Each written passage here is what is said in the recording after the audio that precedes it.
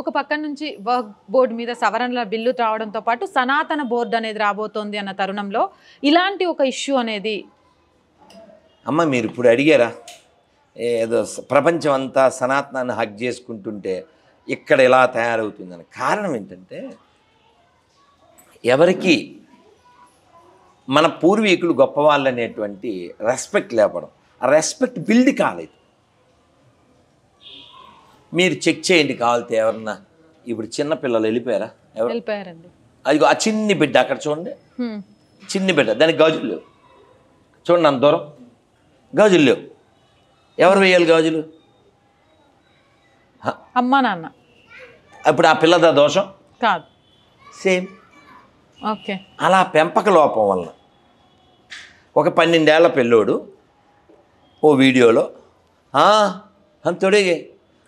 రామ మందిరం మేము కూల్చేస్తామన్నాడు డైరెక్ట్ ఇది ఒకట కాశ్మీర్ ఎలక్షన్ టైంలో మీలా ఒక విలేకరు వెళ్ళి ఇక్కడ ఆ గుడి కడతారు ఈ గుడిని మళ్ళీ నిర్మిస్తారు అని ఏదో చెబుతుంది మేము తగలెట్టేస్తాం అన్నాడు వెంటనే పాపం ఆ జర్నలిస్ట్ షాక్ అయిపోయింది 2024లో తగలెట్టే మూడ్ ఉంటే 1000 ఏళ్ల క్రితం ఎలా ఉండుంటారు దీన్ని బార్బారిక్ అంటారు ఓకే సో ఈ పైశాచికమైనటువంటి మెంటాలిటీ ఏంటంటే మా నాన్న ఒక్కడే కరెక్ట్ మా నాన్న మంచోడు నో డౌట్ మా నాన్న గొప్పోడు నో డౌట్ కానీ మా నాన్న ఒక్కడే మగాడు మిగిలిన నాన్నలో మాడాలా సో ఈ చండాలపు ఆలోచన వాళ్ళ పుస్తకాల్లోంచి వీళ్ళ మస్తకాల్లోకి ఎక్కింది లేదా పాకిస్తాన్ ఎందుకు పుట్టింది బంగ్లాదేశ్ ఎందుకు పుట్టింది అందుకే నేను చాలా హార్ష్గా ఓ మాట చెప్తాను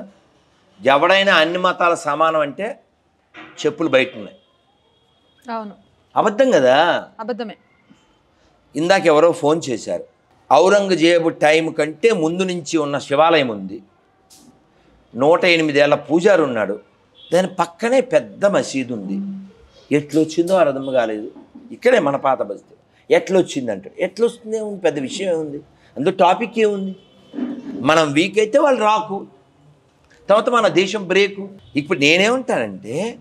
వాళ్ళు ఎలా ఉండాలో అలాగే ఉన్నారు వీళ్ళు ఎలా ఉండాలో అలాగే ఉన్నారు నువ్వు ఒక్కడే మారలా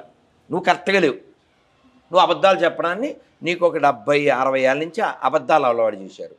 ఇంకో విషయం అడుగుతా అంటే మీకు క్లారిటీ కోసం మీ నాన్నగారికి ఎంతమంది పిల్లలు ముగ్గురం థ్యాంక్స్ ఎందుకంటే ఆయన 60s 70s 80s ఆ జనరేషన్ కాబట్టి అమ్మ మీ పిల్లలు ఇద్దరు సో మీరు ఎవరైనా ఇప్పుడు పెళ్ళైన వాళ్ళని అడగండి 2000 నుంచి 2025 లోపు ఇద్దరు ఒకరు ఇదే వస్తుంది మనకి ఇందిరాగాంధీ టైం నుంచి అలవాటు చేశారు ఏం అలవాటు చేశారు ఇద్దరు లేక ముగ్గురు ఆ తర్వాత మేమిద్దరు మాకిద్దరు లారీలు వెనకాల గోళ్ళ మీద ఇదే డైలాగ్ మేము స్కూల్కి వెళ్ళినప్పుడల్లా గోళ్ళ మీద ఆ తర్వాత ఇంకోటి కూడా వచ్చింది ఒక్కటే అదే ఇంగ్లీష్ 1 hour నన్నం ఆ 1 కూడా ఒకే లింగం అది బోడి లింగం ఆడికి 4 కళ్ళు అక్కడ ఏంటి అక్కడ పరిస్థితి అంపాన్ చమ్కో 25 4 బీబీసు 40 బేబీసు వాళ్ళు అలా కష్టపడి మనం ఒకరినో ఇద్దరినో కానీ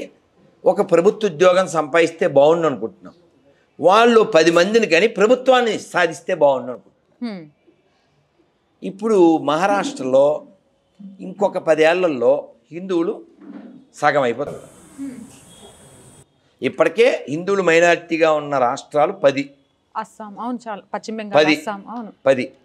ఎందుకంటే వాళ్ళు కష్టపడుతున్నారు నేనేమంటా అంటే వాళ్ళని నిందించడం కరెక్ట్ కాదు అంటాను learn before they come and burn నువ్వు మారు అంతే నువ్వు మారు లేదా జరగబోయే మారణహోపంలో మాడిపో అంతే కబుర్లు మాత్రం చెప్పద్దు అన్నీ ఒకటంటే నిరూపించు